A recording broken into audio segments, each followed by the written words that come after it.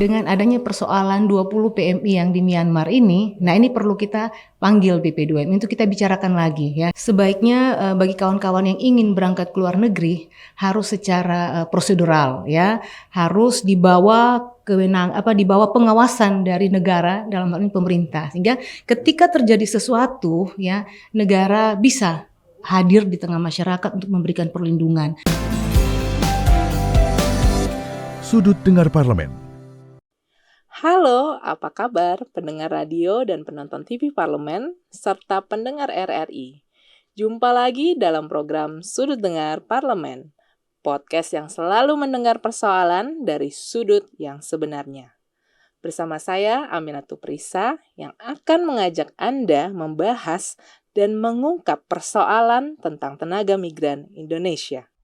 Beberapa waktu lalu, Indonesia digemparkan dengan adanya 20 warga negara Indonesia yang menjadi korban penyaluran tenaga kerja ilegal. Dan kini sudah masuk dalam tingkat TPPO atau tindak pidana perdagangan orang. Untuk mengetahui seberapa daruratnya kondisi ini, upaya apa yang sudah dilakukan pemerintah untuk menanggulangi TPPO dan penyalur tenaga kerja ilegal ini?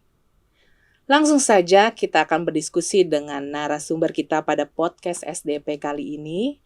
Sudah hadir bersama saya di Radio Parlemen di studio ini dengan anggota Komisi 9 Fraksi Nasdem Dapil NTT 2 yaitu Ibu Ratu Ngadu Bonumula.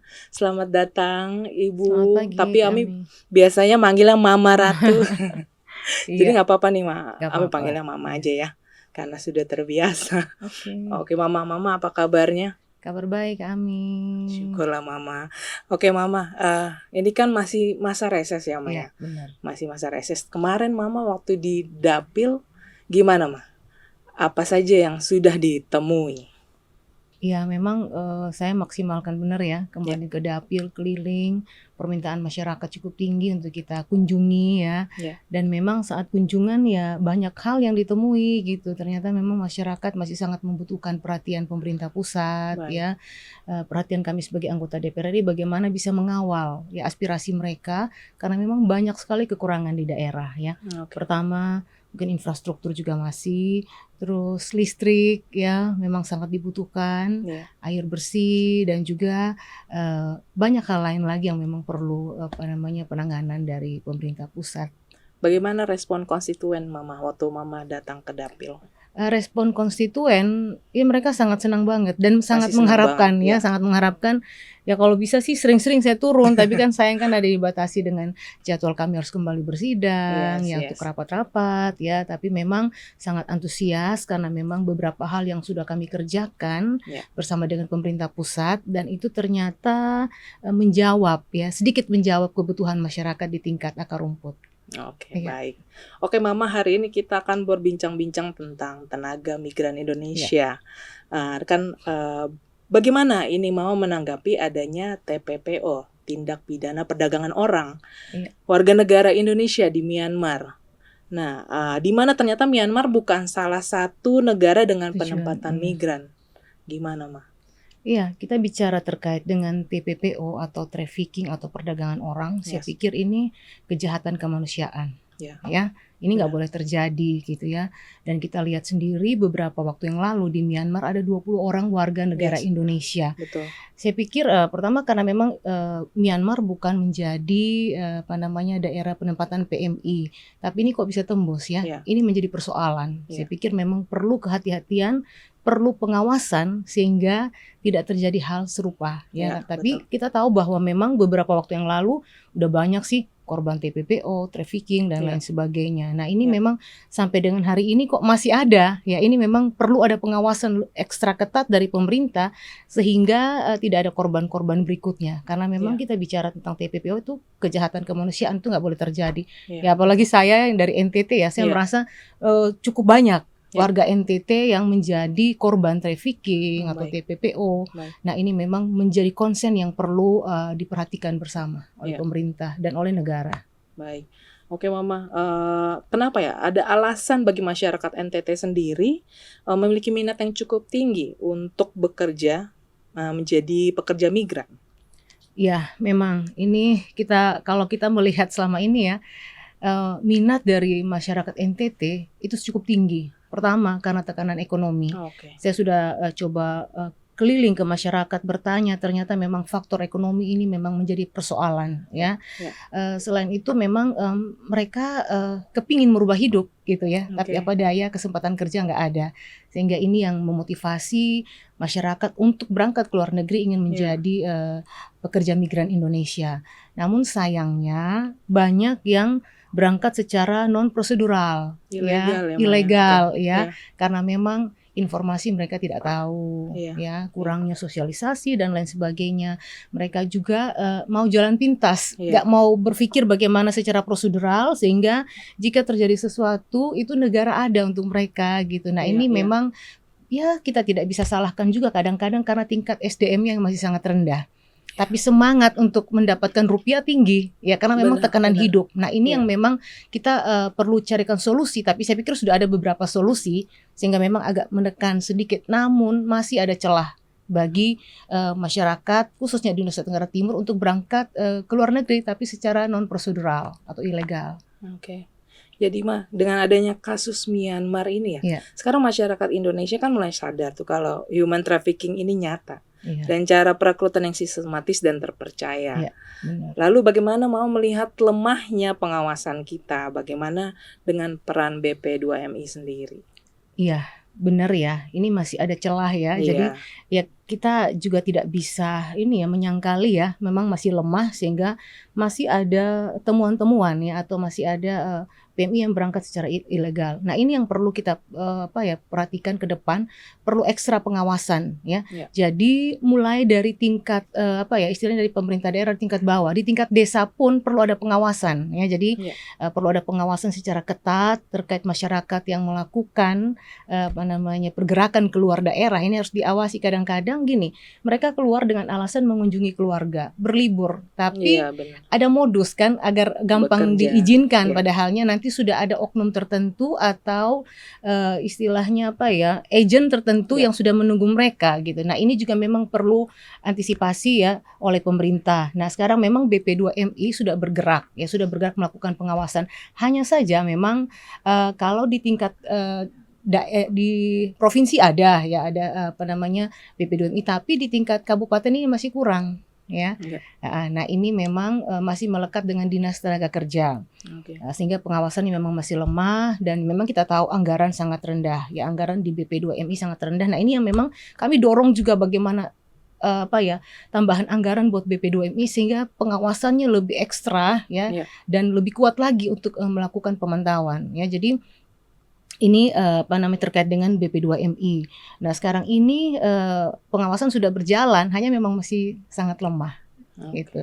Iya. Dan memang dibutuhkan juga sosialisasi. Ya, artinya sosialisasi terkait dengan penempatan di luar negeri ya atau Agen-agen resmi. Agen-agen resmi. Iya. Dan memang sudah ada langkah-langkah yang diambil, hanya memang kondisi anggaran yang ada ini belum bisa menjangkau lebih luas masyarakat. Karena memang ini pengamatan yang sedang terjadi di daerah. Memang hanya daerah-daerah tertentu yang istilahnya ada pengawasan. Tapi ini kita perlu dorong untuk lebih lagi ke depan. Jadi tadi Mama membahas keterbatasan anggaran BP2MI. Iya, Nah, itu kan sudah pernah dilakukan sosialisasi, iya. namun belum cukup maksimal. Mama Iya. boleh jelaskan bagaimana? Iya, baik. Memang ini kerja BP2MI terkait dengan pelindungan pekerja migran Indonesia cukup besar dan cukup berat ya. Iya. Bekerja tidak saja melawan sindikat, Iya, ya, betul. tapi juga banyak program-program dalam rangka menyampaikan kepada publik, kepada masyarakat, upaya-upaya yang sudah dilakukan oleh negara untuk melindungi masyarakat.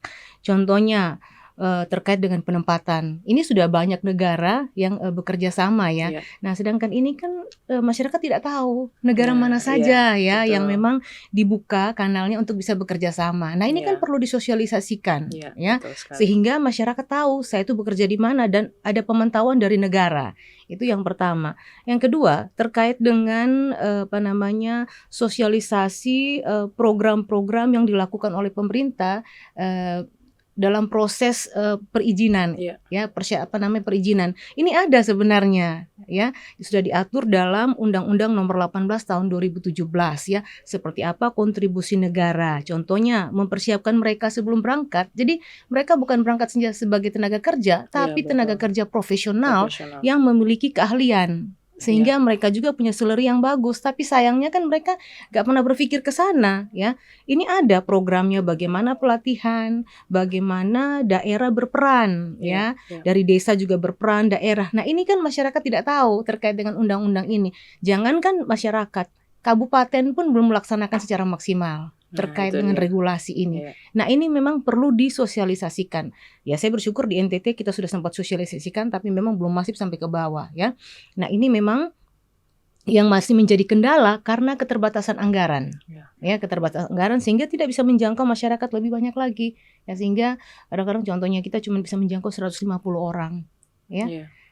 Anggaran yang ada cuma 150. Kalau misalnya 2 titik, 3 titik hanya kurang lebih 500. Ini kan jadi masalah, sedangkan jumlah penduduknya cukup tinggi, ya cukup banyak, apalagi NTT kan salah satu penyumbang, ya tenaga kerja atau yang PMI yang ke luar negeri. Nah, ini sebenarnya perlu ada anggaran tambahan agar program-program yang ada, program udah bagus, negara udah bagus gitu ya, artinya program yang dibuat sudah sangat bagus, hanya saja sosialisasinya belum sampai ke bawah. Bagaimana kita bisa melakukan pengawasan, ya? Sedangkan masyarakat kan belum tahu semua terkait dengan bagaimana regulasi terkait dengan keberpihakan negara terhadap masyarakat. Nah, ini menjadi persoalan, ya. Anggaran 300 miliar sangat rendah, ya di BP2MI, dan memang kita terus mendorong bagaimana juga ya Presiden yang lewat Menteri Keuangan penambahan anggaran. Jadi apalagi saya pikir sekarang gini, ya, ini menjadi topik utama yang dibicarakan oleh Presiden, ya, ASEAN Summit, ya. Nah, ini saya pikir ada perhatian ke depan, ya, sehingga terkait dengan trafficking TPPO ini tidak akan terjadi lagi. Ya, semoga pemerintah concern ke situ ya, Maya. Iya. Tadi kita sudah berbincang-bincang tentang tugas BPMI ya, yang menyiapkan BP2MI yang menyiapkan calon pekerja migran. Nah, yang apa saja yang sudah mereka lakukan.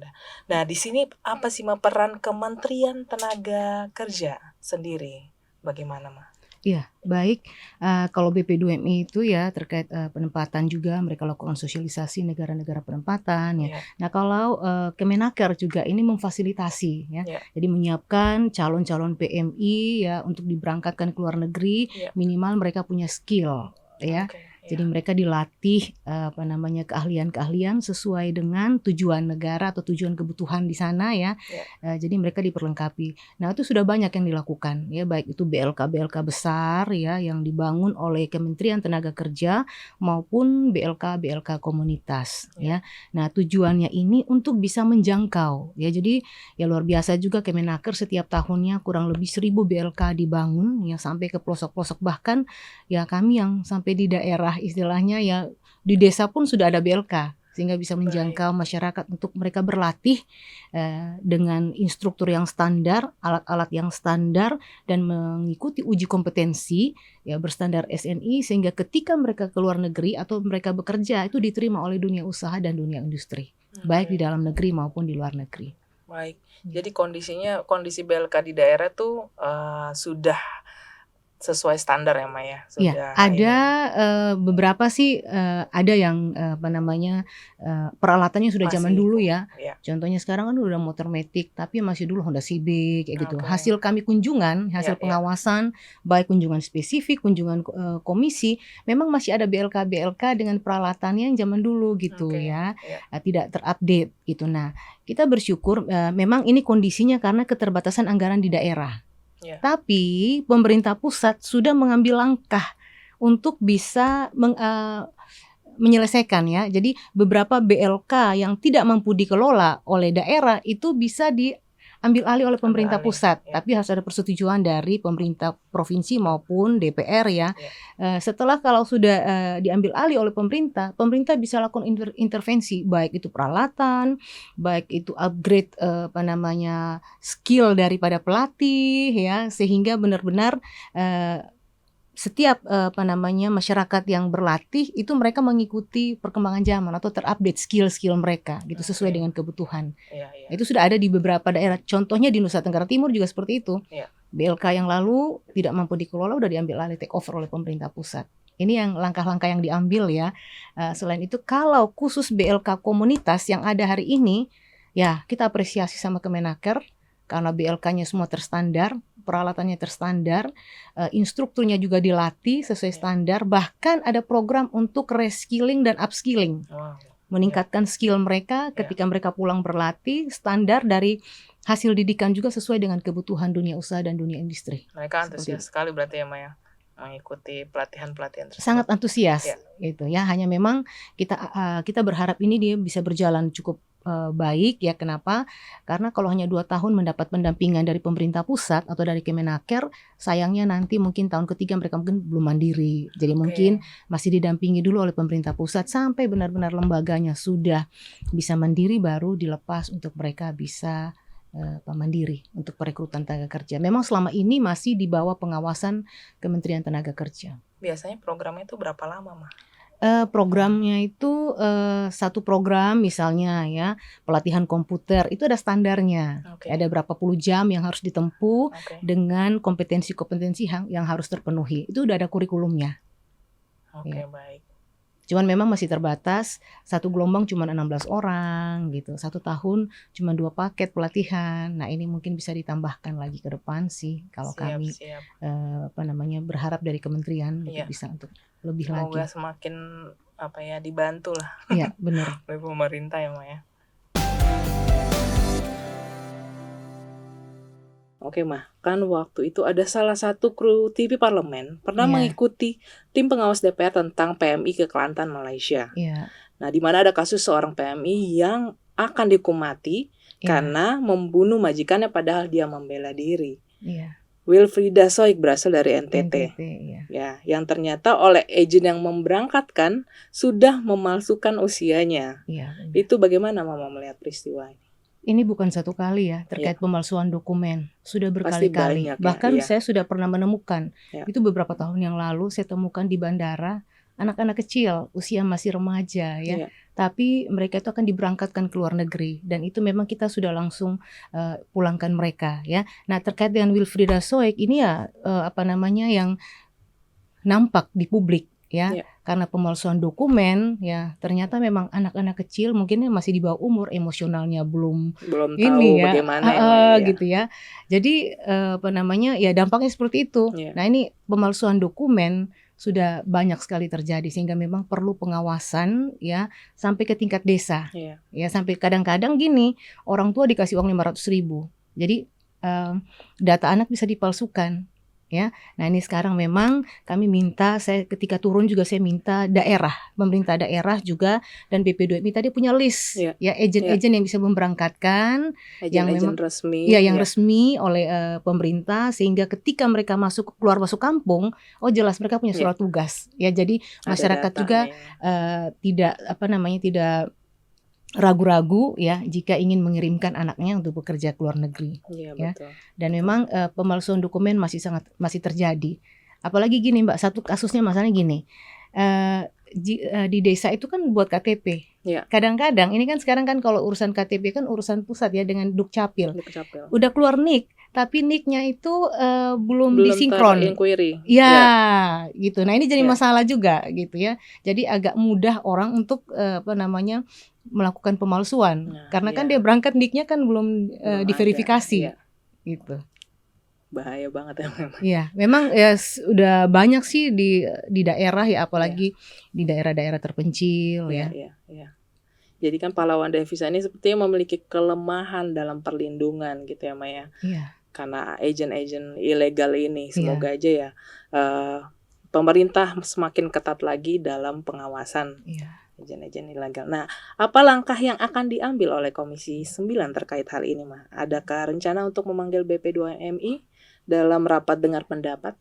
di waktu Iya, dekat ini? baik, terkait dengan, pengawasan ya dengan, BP2MI itu sudah dilakukan ya, hanya memang Oke, tadi saya bilang hanya masalah anggaran. oke. Namun dengan adanya persoalan 20 PMI yang di Myanmar ini, Iya, nah ini perlu kita panggil BP2MI untuk kita bicarakan lagi ya, iya, kira-kira iya, kelemahannya di mana sehingga untuk anggaran 2024 kita bisa tingkatkan lagi gitu, kita cari solusinya ya. iya, iya, Ini kebetulan kan akan masuk pembahasan untuk 2024 ya. yes. Sehingga, apa yang menjadi kendala-kendala kita bisa cek lagi ya, sehingga ada pembenahan-pembenahan ke depan. Karena memang saya pikir begini, masyarakat kan tidak dipaksakan untuk berpikir segala hal. Iya, betul. Yang punya tanggung jawab berpikir itu adalah negara, lewat pemerintah dan DPR ya. Iya. Kami wakil rakyat melihat kondisi yang ada, kami sampaikan nanti untuk ada upaya-upaya dari pemerintah untuk bisa melakukan pelindungan terhadap, pekerja migran Indonesia. Baik yang akan berangkat, sedang bekerja, maupun setelah mereka pulang bekerja.